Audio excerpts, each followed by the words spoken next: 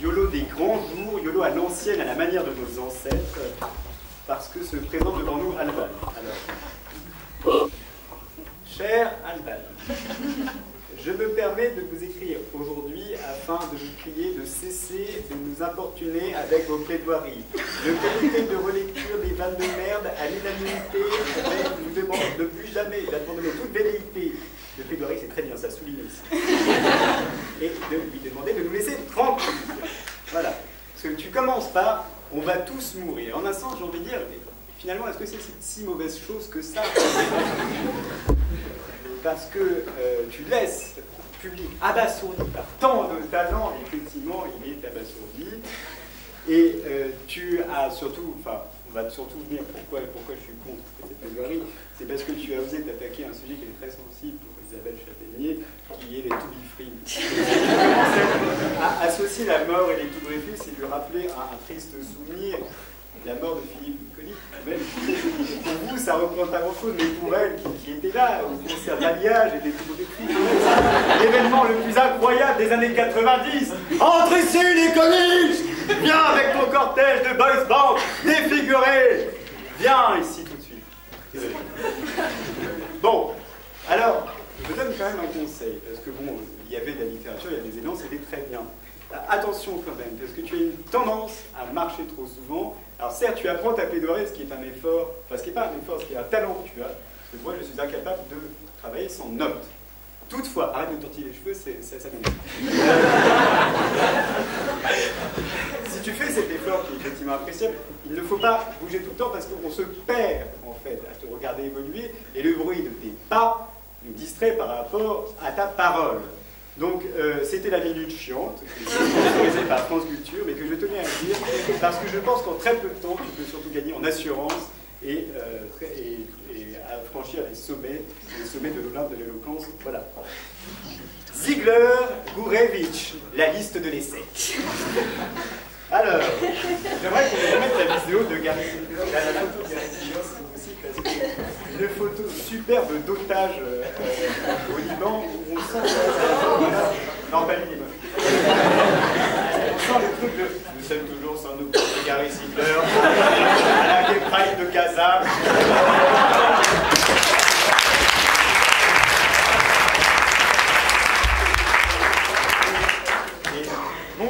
Non seulement il fait partie du peuple déicide, mais en plus il ose s'attaquer au Christ. Oui, à déicide, vous ne comprenez pas en fait, ça doit être ça le problème, d'accord. Il parle du Faux Testament en disant pour nous les Juifs, c'est le Faux Testament. Mais non, pour nous, un Faux Testament, c'est un testament où nous ne sommes pas dessus. La Bible de l'humour juif. Cette fois-ci, pour des raisons suffisamment évidentes, je ne referai pas la liste de Schindler en guadeloupéen. Je vous livrerai la version en martiniquais. Oh là là, les dieux de Dieu. Enfin, tout ça pour les copains matoires. Enfin, tout ça pour vous dire qu'il a ressorti son recueil des blagues de 1867 avec le Concordé. Il faut qu'on analyse ce bit. Il y a quand même un truc à disséquer. Déjà, c'est pas ce qui est le recto verso, ça y reviendrait. Mais le concordat, tu t'es trompé entre séparation et une séparation, et pour moi, ça m'a fait particulièrement mal. Vous comprenez, moi, je suis la caution intellectuelle du jury.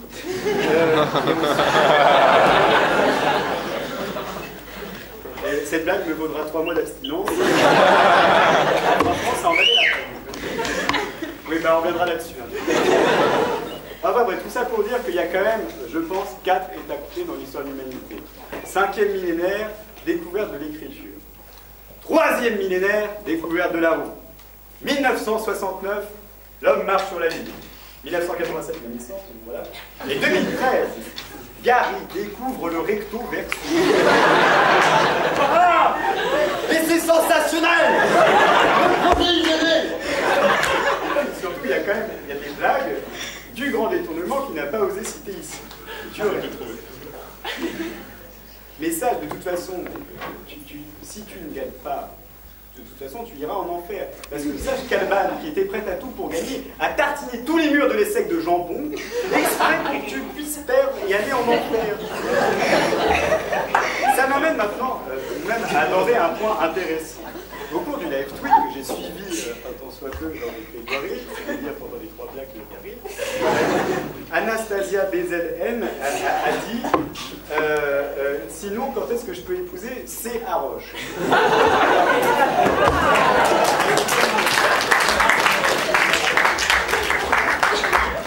Comment t'expliquer? Il y a des tas de raisons qui pourraient me pousser à te dire non. Sans doute la laideur associée dans cet amphithéâtre. L'âge, et je te répondrai tout simplement, le consentement. Non, je n'ai pas envie. Sophie Gourevitch. Je sais que notre peuple a supporté pendant des années le poids de la culpabilité. Mais est-ce pourtant une raison pour les faire des jeux de mots lamentables? Et toi, Gary, je sais que tu as un physique de schmook, mais tu sais que tu ne peux pas non plus compter sur ton verbe pour faire donner une zikfa à une fille. Alors bon, les enfants, ma petite Monica Lewinsky, je sais que tu eusses essayé de nous sucer, mais c'est surtout de la lèche que tu attendais en nous amadouant. Bon. C'est un bon point. Mais bon, si tu parles de Jésus l'habite à l'air, je pense qu'il va falloir que nous trois tentions de prendre le dernier taxi et ou le dernier RER pour échapper à un pogrom de dimension internationale. Ça m'amène, l'autre jour, je vais taper France, on joue contre l'Allemagne. On perd contre l'Allemagne, en espace de 5 minutes, des policiers nous invitent à monter dans le RER très vite en disant « Allez, allez, montez dans les trains !» Bon, voilà. On perd contre l'Allemagne, en 5 minutes, c'est terminé. Allez, pour vous deux. Vous, la maîtrise du recto verso serait sans doute un atout pour les tours suivants, c'est quasiment linéaire. Et pour vous, il faut aussi que vous fassiez attention à un tic que vous avez, de moindre mesure, vous aussi, c'est le tortillement des cheveux.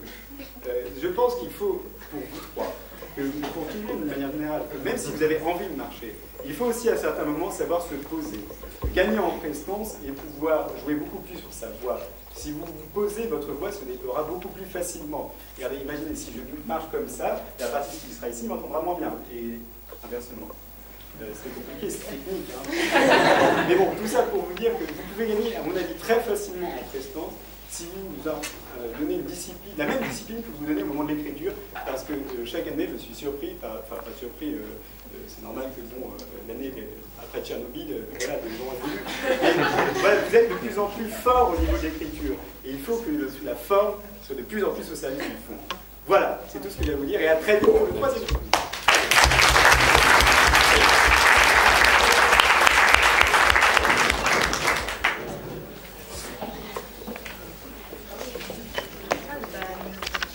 Alban, comment se retrouve? Peut-on bien mourir? La dernière fois que tu étais là, ne t'a donc pas suffi pour répondre à cette question. Alors Alban, c'est un style quand même, hein. C'est le style de la plaidoirie mal de crâne, faite de références culturelles improbables, donc tantôt intellectuelles, tantôt nettement moins.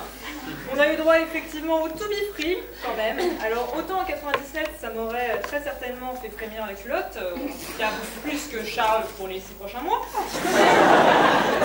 Autant ce soir, du haut de mes 28 ans, ça me fait encore moins d'effet que la vision de Julien, et c'est quand même pas peu dire. Mais Alban, il faut quand même lui reconnaître ça, c'est un physique. C'est un physique. Une masse de cheveux gracieux, des jambes interminables, bien mises en valeur par une robe de pute. Hein. Sauf que le problème, si tu veux, c'est que quand tu nous parles de couilles et de putréfaction habillée comme une catin des trottoirs de Saint-Denis, ça manque de crédibilité, Alban. Et je peux le dire sans honte, puisque moi aussi j'ai une robe de poule ce soir. Passons maintenant à Gary. Est-ce qu'il y a des amateurs de South Park dans la salle?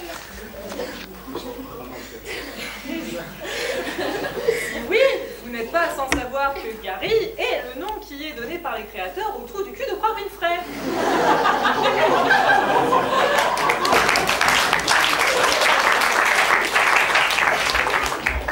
Et moi, j'ai tendance à penser que rien n'est dû au hasard, Gary.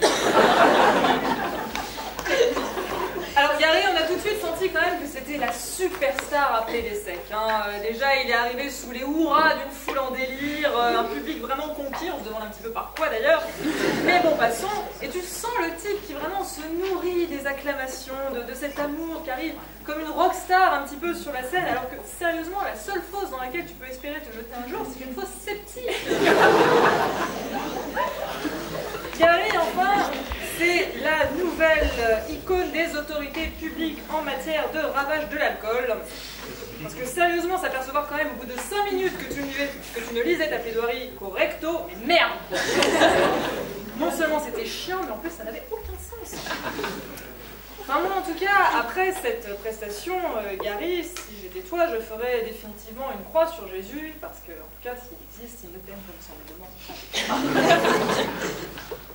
Sophie! Alors après Gary, je n'attendais plus grand chose de ce sujet, hein, je veux bien vous le dire, et surtout pas de me retrouver face à un mix entre Brigitte Bardot et Bernadette Soubirous.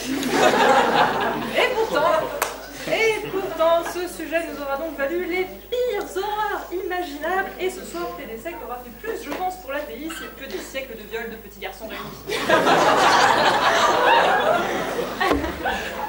Et donc, dans la série Les Malheurs de Sophie, tu as poursuivi ta plaidoirie en tenant des propos racistes à l'encontre d'un pauvre président d'association de l'ESSEC qui vraisemblablement serait resté au soleil un petit peu plus longtemps que les autres. Parce qu'être antisémite et blasphématoire ne t'avait vraisemblablement pas suffi.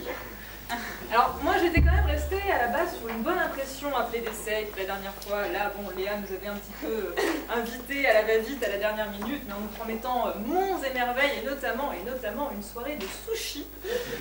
Argument contre laquelle la raison ne peut rien, hein, vous constaterez. Alors autant vous dire qu'on est peut-être les 2 seuls Parisiens au monde qui nous déplaçons en semaine de Paris à Cergy pour manger des sushis. Mais là, après t'avoir entendu Sophie, j'ai un petit peu l'impression de m'être surtout fait enfiler un plat de poisson pas bien frais.